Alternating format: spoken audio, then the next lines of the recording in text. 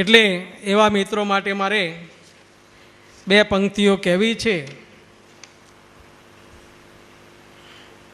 ગુલાબ નહીં પાંખડી થઈને રહેવું છે, ગુલાબ નહીં પાંખડી થઈને રહેવું છે, પાણી નહીં ટીમ્પું બનીને રહેવું છે, પાણી નહીં ટીમ્પું બનીને રહેવું છે.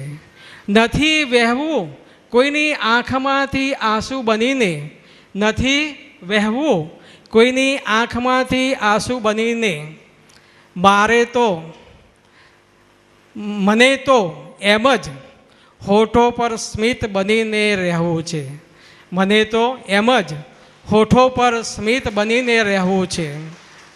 નથી જોઈતા મતલબથી ભરેલા સંબંધો, નથી જોઈતા મતલબથી ભરેલા સંબંધો, મને તો બસ નિસ્વાર્થ મિત્રો સાથે રહેવું છે, મને તો બસ નિસ્વાર્થ મિત્રો સાથે રહેવું છે.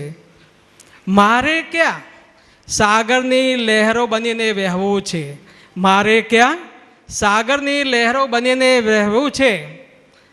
મને તો મારા મિત્રો આકાશથી ભરેલા મિત્રો સાથે ઉડવું છે, મને તો મિત્રોથી ભરેલા આકાશમાં ઉડવું છે.